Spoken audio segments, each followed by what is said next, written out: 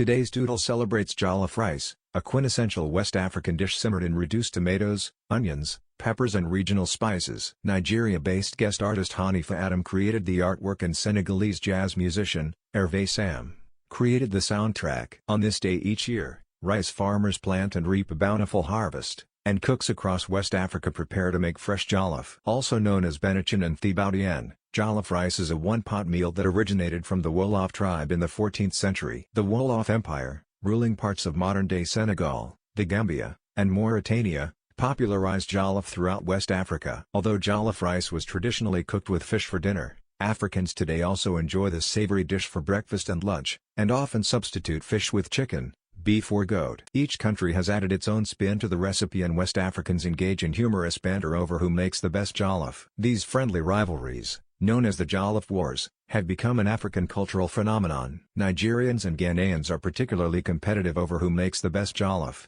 and for good reason. There are distinct differences between the two cooking styles. For example, Nigerians use long-grain rice that absorbs more spices, while Ghanaians use basmati rice with a more aromatic flavor. Who ultimately makes the best jollof? No one can say for sure. The only way to find out is to try as many varieties as you can. Guest artist Q&A with Hanifa Adam. Today's doodle was illustrated by Nigeria-based guest artist Hanifa Adam. Below, she shares her thoughts behind the making of this doodle. Q. What were your first thoughts when you were approached about working on this doodle? A. I was very excited. It was a big deal and a wonderful opportunity to have my work on the Google homepage. Q. For example, when food dries up, the color changes. This means, you'd have to work very fast. Also, the lighting has to be right and consistent throughout the shoot. I first drew a sketch to plan how the final form should look and then proceeded to roughly animate, just to see how it would turn out before starting the real shoot. Stop motion requires intricacy and is labor-intensive, but it is really unique and fascinating. Is there a message you hope people take away from the doodle?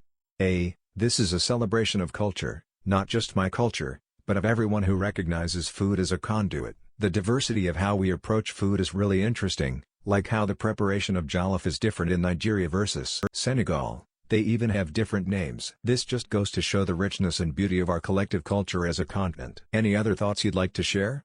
A. Creativity is bottomless. One of the great things about the human race is how much we can create and refresh from a finite number of resources. Jollof is food but, at the same time, is art. Think about the precision of the combinations required to make good jollof. And then think about how a good piece of art comes together. It's been a privilege to shine a light on this aspect of my culture with food, and I hope to be able to continue to share beautiful stories out of Nigeria. Like, share and subscribe to Doodle Catalog.